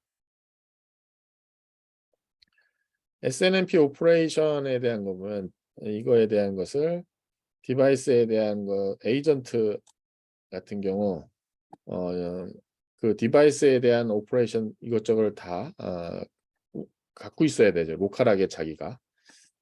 그래서 매니저가 SNMP 에이전트한테 밉을 써가지고 현재 상태를 물어볼 수가 있고요. 혹은 매니저가 get set해서 get이라는 set 써가지고 그거의 컨피규레이션도 할 수 있습니다. get request라고 하는 걸 할 수 있고요. set이라고 해서 매니저가 get은 이제 정보를 갖고 오는 겁니다. get은 그 쿼리에 대한 것을 물어보고 set은 이제 설정에 대한 것이 되겠습니다. set은 그 값을 이제 바꿀 때 쓰는 것이 되겠습니다. SNMP 폴링이라고 하는 게 다 하나씩 물어보는 거잖아요. 그래서 피어리딕하게 SNMP 매니저가 SNMP 에이전트를 폴하는 것을 얘기합니다. 이렇게 되면 이제 트래픽을 전체적으로 모니터링 하는 거죠. 상시 모니터링 하는 거예요. 트래픽 상태에 대한 것을 매니저한테 이제 그래픽으로 보여주고 현재 중요 상태를 보여주든 어디가 지금 컨제스트 상태인지 이런 거를 다 보여줄 수가 있죠. 그래서 이걸 그래픽으로 보여줄 수도 있고요. 어떤 스레시홀드가 설정돼 있어 갖고 그 스레시홀드를 넘게 되면 트리거링해서 그 노티파이를 트리거 정보를 알 수 있도록 알려줄 수도 있죠. 그래서 스레시홀드 값을 미리 설정해 놓으면 그 값이 넘게 되면 그거를 나한테 알려줄 수 있는 그런 것도 SNMP가 있습니다. SNMP 트랩에 대한 것이 있습니다. 아까 말씀드린 대로 뭔가 딜레이 폴링 하니까 내가 한번 폴링 당하고 난 다음 다음 폴링 때까지 시간이 걸릴 거 아니에요. 그때까지 내가 답을 응답을 알려줄 수가 없잖아요. 그래서 그거에 대한 단점을 해결하기 위해서 트랩이라는 것을 보내게 했습니다. NMS가 즉시 알 수 있도록 어떤 클라이언트 에이전트가 매니저드 되는 오브젝트인 에이전트가 현재 상태에 대한 걸 빨리 알려줄 때 트랩이라는 걸 쓸 수가 있습니다. SNMP 오를 때는 MIB, MIP이라고 하는 걸 통해 가지고 할 수 있는데 SNMP 버전 1, 버전 2는 이 커뮤니티 스트링을 가지고 나서 할 수 있도록 해놨어요. 그러니까 MIP보다는 조금 더 좀 편하게 쓸 수 있고요. 이거에 대한 것은 MIP 오브젝트 할 때 오센티케이트에서 액세스할 수 있도록 해놨고요. 그 다음에 이 커뮤니티 스트링 자체에 대한 걸 할 때 리드 온리인지 리드 라이트인지로 설정을 해서 리드 온리는 뭐 저쪽에서 셋을 내려도 더 이상 실행이 안 되고 셋 되는 건 리드 라이트 할 수 있는 것만 셋이 되는 거죠. 밉이라고 여러 번 나왔는데 밉이라는 것이 뭐냐? 데이터 오브젝트에 대한 리스트에 대한 것을 표현하는 거예요. 트리 라이크하게 형성되어 있고요. 맨 마지막 종단이 그 어떤 유니크한 베리어블을 갖습니다. 오브젝트 ID라고 하는 롱 태그가 있고요. 상당히 MIB에서는 이게 유니크하게 이제 구분을 씁니다. 예를 들어서 CPU 템퍼처, 그러니까 CPU 현재 상태, 인바운드 패킷의 수, 팬 스피드, 그다음에 매트릭, 그다음에 다른 OID 값 이런 것들이 전부 다 측정해야 되는 값들이죠. SNMP 트랩에 대한 것은 아까 말씀드린 대로 그 긴급한 상황에 대한 거, 이벤트 알람에 대한 걸 제너럴 때 쓰고요. 이때 보게 되면 OID가 어떤 이벤트에 해당하는 OID 값하고 그 이벤트에 대한 걸 쓰고요. 그다음에 어떤 심각성 어떤 크리티컬한 거에 대한 거를 이제 알려줍니다. 그리고 현재 날짜 시간에 대한 스탬프 값 자기가 갖고 있는 값을 해서 같이 얼만큼 긴급하면 이런 거 알려주겠습니까? SNMP 커뮤니티라고 하는 게 보면 커뮤니티 네임이라고 하는 걸 씁니다. 네임이라고 하는 것이 그룹이라고 하네요. 그룹에 대한 걸 합니다. 커뮤니티 네임이 여기에 트랩에 대한 걸로 이제 어사인이 되겠고요. 그 매니저가 지금 어디구나라는 걸 구분할 수가 있습니다. 커뮤니티 네임이 그 어디에 매칭되는지에 대한 것을 하고요. SNMP가 만약 그 매칭이 안 된다면 SNMP는 그 리퀘스트를 이제 폐기합니다. 왜냐하면 이걸 가지고 나서 또 매니저를 공격할 수 있거든요. 그래서 오센티케이트에 대한 기능이나 이런 것들이 들어와 있는 이유가 얘가 거기에 해당하는지 아닌지에 대한 걸 계속해서 보기 위해서 한다고 보시면 되겠습니다. 여기서 쓰는 메시지가 get 하게 되면 하나만 읽어오는 것이고요. get next 하면 줄줄이 그거에 연관된 걸 다 읽어오는 겁니다. 그래서 get하고 get next를 요청하게 되면 get 요거에 대한 리스판스가 get 리스판스가 되겠고요. 그 값에 대해서 set 하게 되면 set에 대한 것을 받아가지고 그거에 대한 echo를 보냅니다. set에 대한 set 리스판스가 있어요. 그래서 어떻게 바뀌었다. 네가 실행한 걸 어떻게 바뀌었다는 리스판스를 해줍니다. 트랩에 대한 거 여러 번 말씀드렸습니다. 에이전트에서 쓰고요. 매니저한테 important 이벤트가 발생했을 때 에이전트가 매니저한테 알려주는 게 트랩 메시지가 되겠습니다. 자, 그 다음에 프로토콜이 이제 네트워크 타임 프로토콜 NTP가 있습니다. NTP. 자, NTP라고 하는 게 보면 디바이스마다 싱크로나이제이션을 하기 위해서 씁니다. 싱크로나이제이션을 해야 할 필요가 있나? 우리가 인터넷망이 그렇게 싱크로나이즈 되어 있나? 라고 할 텐데 이 흔적은 되게 많아요. 우리가 IP 버전 4에 보게 되면 거기 타입 오브 서비스 필드가 있어요. 타입 오브 서비스 필드. 그 타입 오브 서비스 보면 이게 지금 지나가는 트래픽이 야 딜레이 센서티브야, 센서티브야, 뭐 로스 센서티브야, 뭐 옛날 거긴 하지만 초창기에 벌써 이런 것들이 여기 타입 오브 서비스라는 것이 있고요. 그다음에 여기 헤더에 보면 TTL 값이라는 게 있어요. TTL. 이게 보면 타임 투 리브예요. 물론 지금은 이거를 홉스로 카운트해 가지고 하는데 이게 뭐 TTL의 약자가 타임 투 리브예요. 그런 IP 패킷에서도 벌써 중간 노드한테 야, 나 딜레이 센서티브니까 빨리 처리해 줘. 뭐 이런 거는 뭐 얘기가 되는데 TTL이라고 하는 거 자체는 어떻게 됩니까? 이 얘가 보낼 때 시간하고 마지막 전달되기 전까지의 시간을 딱 봐 가지고 TTL이 아직 저기 도달하지 못할 것 같아. 그럼 중간에 폐기하는 거예요. IP망은요. 이 싱크로나이제이션 하기 위해서 이 타임에 대한 네트워크 타임에 대한 사항들을 되게 많이 하고 있습니다. 그러면 이게 호스트 노드죠. 우리가 노드라고 노드는 호스트라고도 다 포함입니다. 저쪽에 NTP 서버들이 있어요. NTP 서버들. 혹은 중간에 또 NTP 서버들이 또 NTP 서버도 DNS처럼 이 하이라키가 있어요. 이렇게 위에 NTP 서버가. 그다음에 뭐 NTP 서버가 여러 가지 있는데 이 노드 입장에서는 여기서 정보 받을 수도 있고요. 심지어 여기서 받을 수도 있고요. 여기서 받을 수도 있고요. 그럼 얘가 생각할 때 '아 내 시간이 얼마구나.'라고 하는 것을 컨피규레이션 해 줘야 돼요.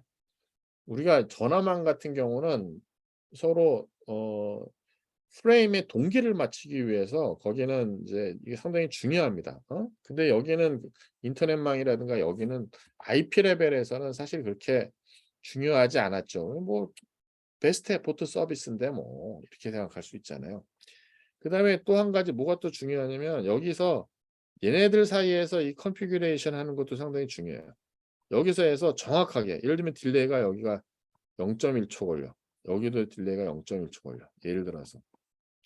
근데 얘가 지금 0.00이야. 그럼 이걸 딱 받은 다음에 얘가 여기 받았는데 0.00으로 받았어. 그럼 한 0.1초 약간 늦지?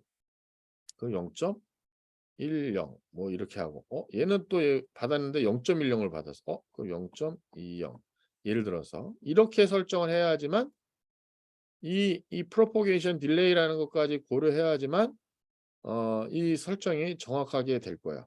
근데 이 프로포게이션 딜레이도 이게 0.1 초일 수도 있고 0.11일 수도 있고 0.09일 수도 있고 뭐 그럴 수 있잖아요, 이것이요.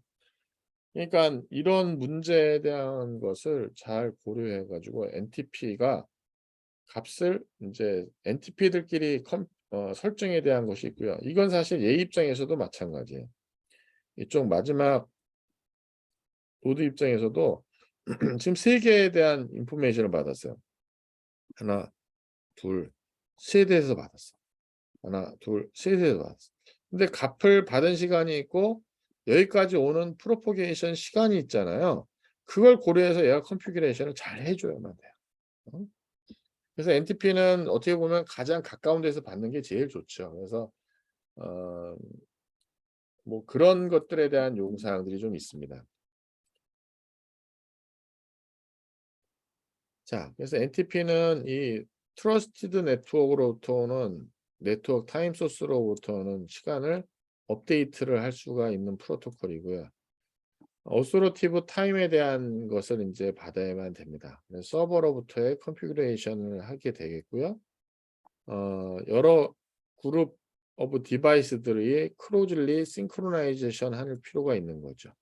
그래서 실은 뭐 우리 서브 네트워크에 시간이 다 세팅돼 있으면 좋고요.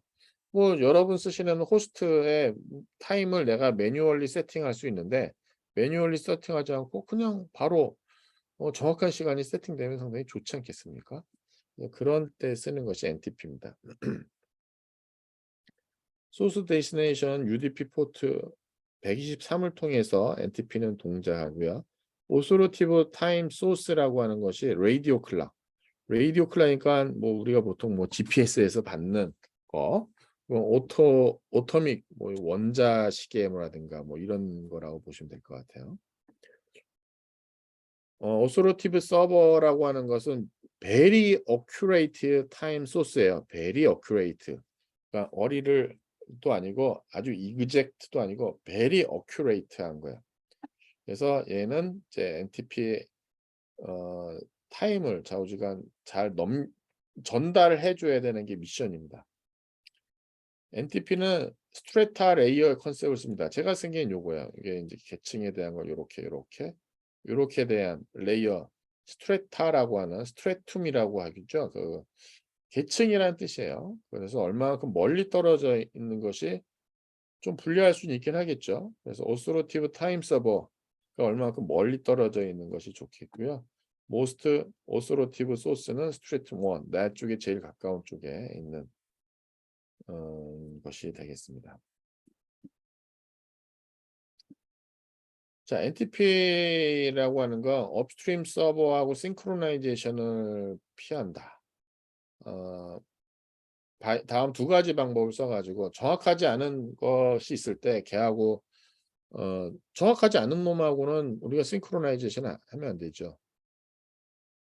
되지나 itself 만약에 NTP 서버 자체가 싱크로나이제이션 안 돼 있어. 그러면 이거 얘랑 지금 내가 싱크 맞추면 안 되죠. 그 다음에 여러 개의 NTP 서버로부터 컴페어를 했는데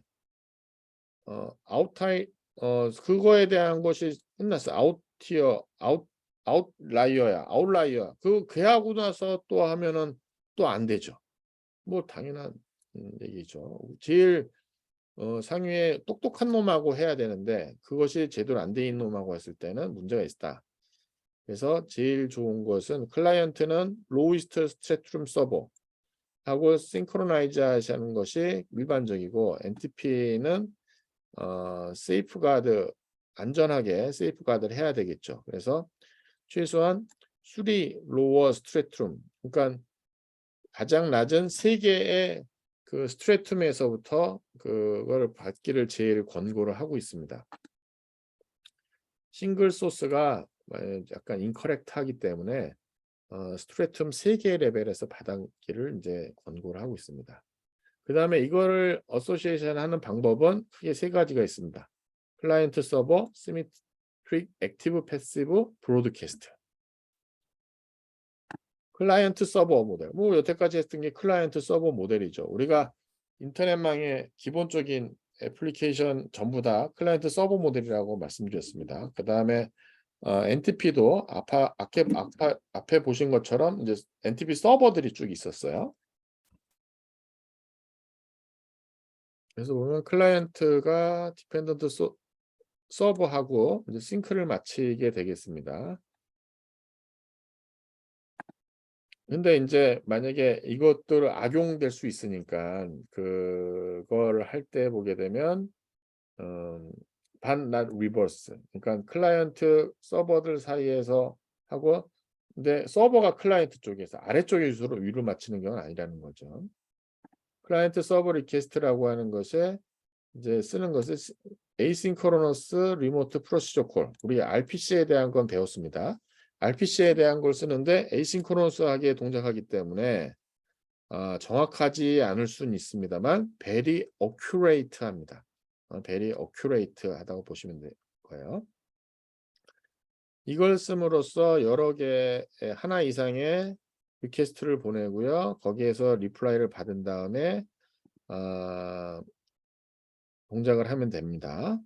그 다음에 서버는 어드레스하고 포트에 대한 거를 체인지하고 메시지 그냥 이건 체인지한다는 게 리스판스 할 때 서버가 제가 잠시 좀 헷갈렸습니다.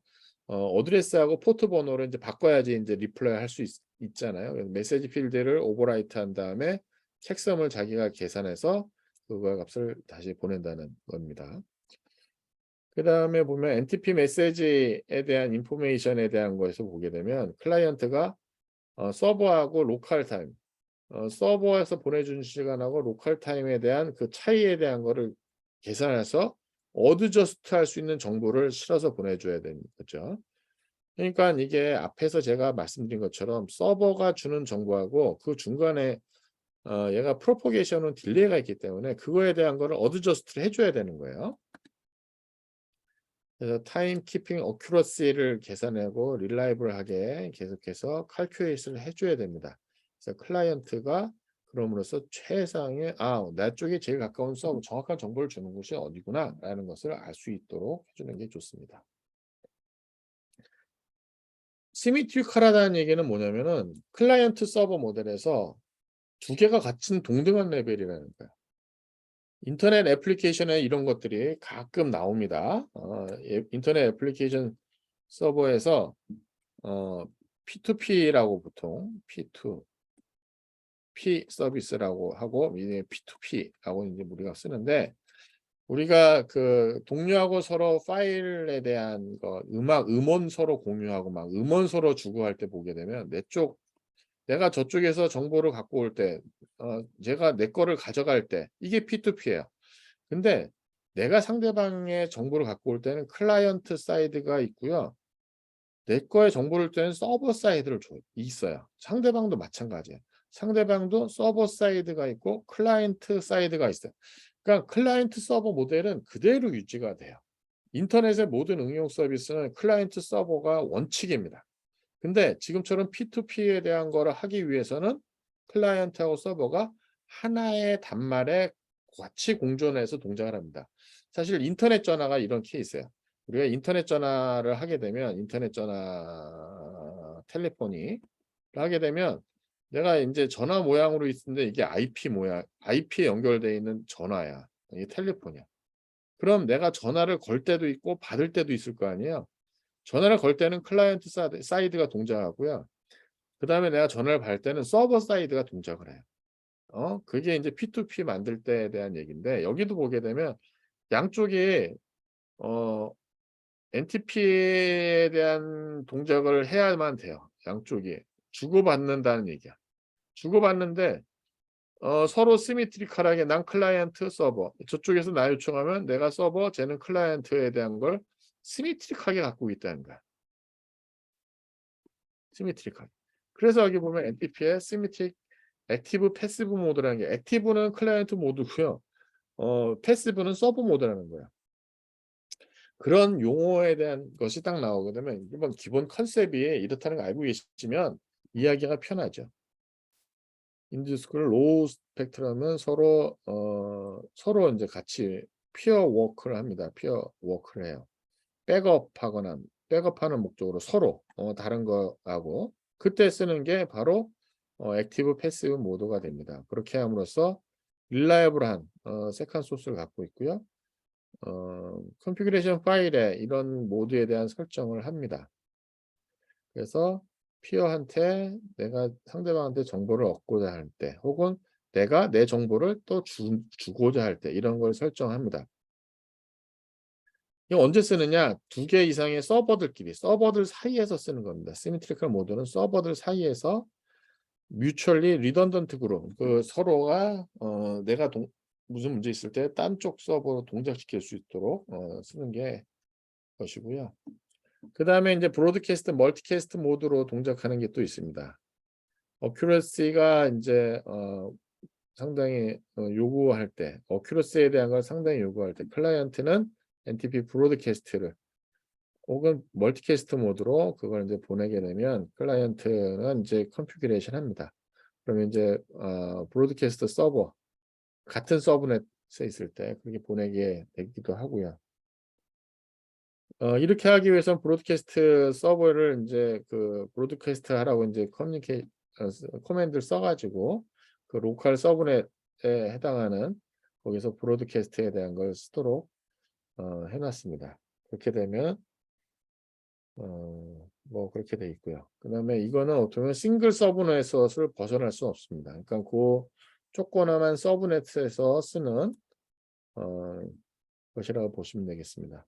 그러니까 IP 멀티캐스트 주소, IP 브로드캐스트를 써도 IP 브로드캐스트가 쓰죠. IP 브로드캐스트를 써요. 255, 255, 255, 255를 써요. 근데 그 주소를 데스티네이션 쓰면 그 서브 네트워크 이상을 벗어나질 않습니다. 그 다음에 이걸 하기 위한 IP 멀티캐스트 주소가 있습니다. 근데 제가 여기 찾지는 않았는데 한번 여러분 찾아보시기 바라겠습니다. 그래서 이것은 이제 오센티케이트하게 사용을 해야 되는 게 이 인트루더가 이게 항상 이 보안 문제가 있는데 보안 문제를 해결하기 위해서는 오센티케이션은 반드시 값을 설정하는 게 제일 좋은 방법이죠. 인트루더가 마치 브로드캐스트 서버인 것처럼 속이고 나서 이 값을 뿌려주는 걸 방지하기 위해서 오센티케이션을 씁니다. 자, 그 다음에 이제 NAT가 있습니다. NAT라는 것은 사설과 퍼블릭 주소 사이에서의 주소 변환한 것이 바로 NAT 기술이 되겠습니다. NAT는 지금 IP 버전 4 주소가 부족한 문제를 해결하기 위해서 프라이빗 인터널하게 쓰는 주소가 있습니다. 그 주소의 영역에 대한 것을 퍼블릭 쪽으로 매핑할 때 쓰는 것이 바로 NAT 기술이 되겠습니다. 그래서 NAT 라고 하는 것은 자우지간 내부 주소에 대한 거를 쓰는 건데 여기 보게 되면 이 주소를 써가지고 쓸 수 있는 게 서비스 프로바이더를 바꿀 때 예를 들면 저희가 KT 서비스 프로바이더를 쓰고 있는데 LG로 옮겨가 그러면은 KT가 갖고 있는 IP 주소 영역하고 LG가 갖고 있는 주소 영역이 달라요. 그렇게 되면 어떻게 되겠습니까? 우리 내부 기관의 모든 주소를 다 바꿔야 돼. 주소 영역이 다르니까. 그럼 이제 LG에서 새로 받아고 다 바꿔야 되는데 불편하죠. 그때 그냥 임의의 그냥 사설 주소 갖고 어사인이 돼 있으면은 이제 퍼블릭 주소가 바뀌면 그것만 바꾸면 되고요. 실은 퍼블릭 주소에서도 그거에 대해 NAT 써가지고 할 수가 있어요. 자, 그래서 리넘버 하지 않고 리넘버 해야 되는 것이 않고 쓸 수 있는 것이 바로 NAT고 인터널 네트워크에 대한 것을 퍼블릭 네트워크를 쓰기 때문에 시큐리티한 것도 약간 있어요. 근데 시큐리티하는 사람들 입장에서는 NAT가 시큐리티를 보장하는 기술은 아니라고 얘기합니다. 그리고 맞죠?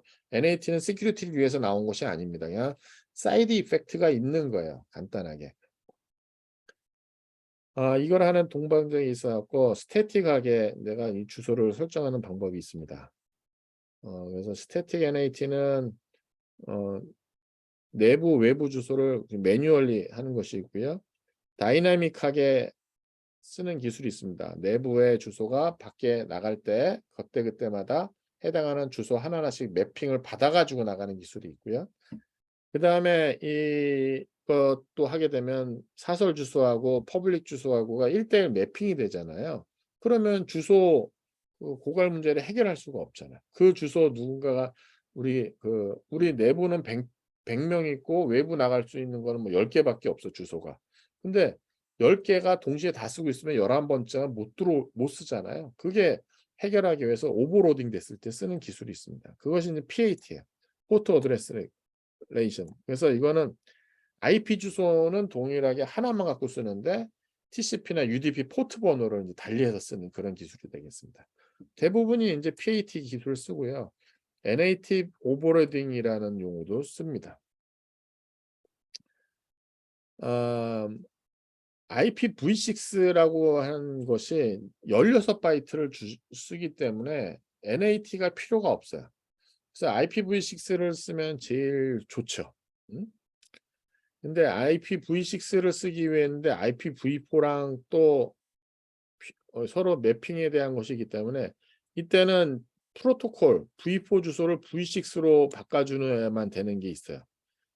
그때 쓰는 것이 NAT 64 기술입니다. NAT 64.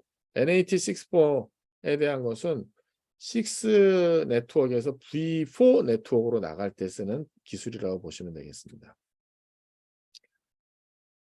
그리고 보면 V6 온리 네트워크하고 V4 온리 네트워크 있고요. 듀얼 스택 네트워크도 있고 몇 가지가 있습니다. 여기 쓰기 위해서 4개의 어드레스입니다. 인사이드, 아웃사이드, 그다음에 글로벌, 로컬 이런 용어를 씁니다. 그래서 요거에 대한 용어를 쓰면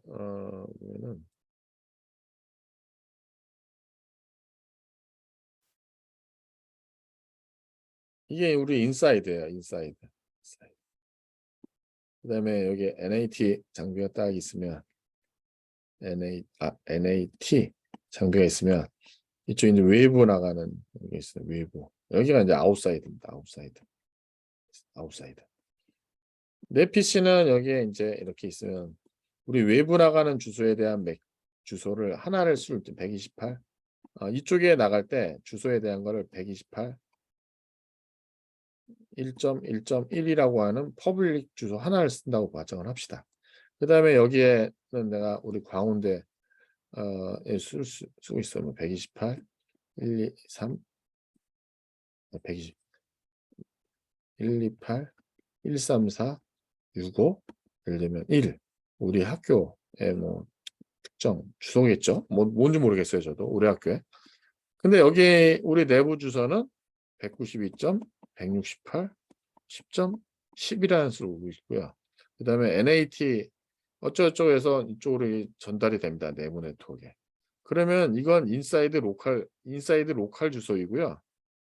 얘는 인사이드 글로벌 주소예요. 인사이드 글로벌 주소예요. 그러니까 인사이드에서 내 자신 주소가 외부에서는 무슨 주소를 보냐면 이걸 보죠. 여기서 변환해서 나가니까 이 주소가 이 주소로 변환해서 나가고 이쪽 라우팅 할 때라든가 이건 글로벌 이 주소를 써요. 근데 이걸 인사이드 글로벌 주소라고 쓰고요. 얘는 아웃사이드 글로벌 주소가 있고요.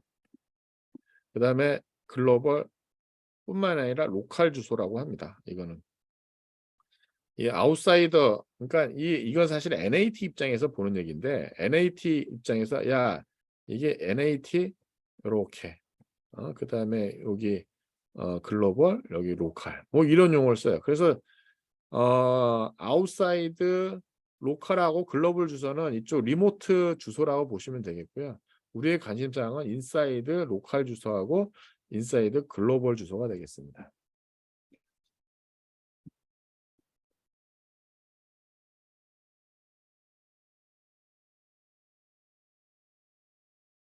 자, 여기 이제 하나의 예가 나와 있습니다. 스태틱 트랜스레이션이 있고요. 다이나믹 트랜스레이션이 있어요. 이거 운영자가 매뉴얼리 설정한 것이고요. 다이나믹은 그때그때마다 어사인하는 주소입니다. 자, 여기에 NAT 장치가 있고요. 여기 NAT 테이블이 갖고 있는 주소가 있습니다. 여기 보게 되면 10.1.2, 10.1.1 두 개의 주소가 쓰고 있어서 소스 어드레스에서 나가고요. 이게 외부의 호스트입니다. 지금 외부의 이거 그냥 여기 그냥 하나의 단말이네요. 이게 지금 인터넷 뭐 어쨌든 외부 호스트입니다. 뭐 그래서 보게 되면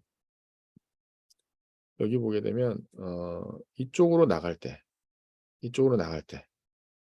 보면 113020 이걸 보면 10.1.2라고 하는 요 주소가 여기 나갈 때 주소가 좀 윗그림이 좀 바뀌었네요. 지금 20은 요건데요. 요건데 요거로 얘기할 거예요. 여기 있는 주소가 1.1이 욜로에서 나갑니다. 이렇게. 그래서 1.1이 200.114.20으로 나갑니다. 이렇게 나와 있네요. 여기서 보면 맨 처음에 이렇게 소스 어드레스가 이거이고요. 데스티네이션 어드레스는 이걸로 해서 나갑니다. 근데 NAT 테이블에 보니까 이렇게 설정이 돼 있습니다. 내가 운용자가 설정을 한 거예요. 스태틱하게 운영 상태 이렇게 설정돼 있으니까 이 주소로 소스 어드레스가 바뀌어서 나갔어요. 그다음에 이쪽에서 리스판스 올 때는 이게 데스티네이션 어드레스가 오겠죠. 그럼 데스티네이션 어드레스에서 이렇게 오게 되면 여기 보니까 113.20이 어떻게 돼 있냐면 이렇게 돼 있는 거죠. 여기에 1.1. 그래서 인터넷 다 와가지고 요 방향이 여기에 NAT 테이블에 요걸 보니까 이것도 바꿔서 이렇게 바꿔서 이렇게 전달이 되겠죠. 이렇게 전달이 되는 과정을 보여주고 있습니다. 지금 두 개의 스태틱한 NAT 테이블을 보고 있습니다. 다이나믹 같은 경우는 어떻게 동작하냐면은 이거에 대한 것이 요거를 이제 다이나믹 풀 갖고 나서 나갈 때만 하나씩 컨피규레이션 하는 게 다이나믹이에요. 근데 오버로드 방법은 뭐냐면 오버로드 방법은 여기 보면 주소가 요거 하나만 갖고 있어요. 요거 주소 하나만. 이쪽에서 1.1이나 1.2가 다른 포트 번호로 해서 오는데 얘가 주소는 하나이고요. 지금 여기 포트 번호를 그냥 그대로 쓰지만 사실 포트 번호 그대로 쓰지 않고 이것도 바꿉니다. 이것도. 그렇게 쓰고요. 그 다음에 외부 커뮤니케이션을 두 개가 서로 다른 쪽으로 하고 있습니다. 얘 보게 되면 이게 한 1.2, 얘 1.2 얘는 198, 51.100 얘랑 호스트 C 하고 커뮤니케이션 하고 있고요. 지금 그 다음에 1.1 얘는 지금 192.0.2니까 얘랑 커뮤니케이션 하고 있는 거야. 서로 위아래에 대한 것이 크로스로 되고 있는데 여기 주안점은 뭐냐면 NAT 오버로드 포트 어드레스 트랜스레이션에서는 요 포트에 대한 거가 서로 이제 변화합니다. 사실 만약에 제가 이그젠플 한다면 이렇게 여기에 오버램프를 하지 않고 이게 더 헷갈리니까는 여기에 포트 번호를 이렇게 쓸 것 같아요. 1111 그다음에 1112 그다음에 어드레스는 똑같아 113.20 동일한데 이렇게 하나는 1111 하나는 1112 이렇게 써놓으면 어떻게 되겠습니까? 아 요쪽에서 뭐가 같은 주소인데 이렇게 포트도 바뀌는구나. 포트를 하나하나 인크리징 하면서 얘가 변화를 하는구나. 이렇게 볼 수가 있을 것 같아요. 자, 이것이 바로 포트 어드레스 트랜스레이션으로 해서 포트 어드레스 트랜스레이션을 써야지 주소가 부족한 문제를 해결할 수 있죠. 여러 개의 로컬 어드레스를 원 글로벌 어드레스로 매핑하고 그 TCP, UDP는 그냥 구분하는 정도로 쓰기 때문에 NAT 주소로 쓰는 그 글로벌 주소를 하나만 가지고 나서 써서 주소 부족 문제는 해결할 수 있죠. 물론 여기 퍼포먼스는 다음 문제입니다. 지금 이 기능이 되느냐 안 되느냐에 대한 이슈예요. 그래서 이거를 포트 어드레스 트랜스레이션 혹은 NAT 오버로딩이라는 말을 씁니다. 자, 여기에 이제 앞에서 했던 패킷 트레이서 동일하게 뭐 DNS 컨피규레이션 하는 거, DHCP, NTP, 그다음에 스위치에다가 접속하는 거, 스위치에 접속하는 거, 그다음에 SNMP 쓰는 거, HTTPS, 이메일, FTP. 운영자로서 이거 설정하고 하는 거니까 여러분이 반드시 해보시기 바라겠습니다. 자, 좀 내용이 되게 많아서 여기까지 좀 하고 좀 쉬었다가 또 이어서 하도록 하겠습니다.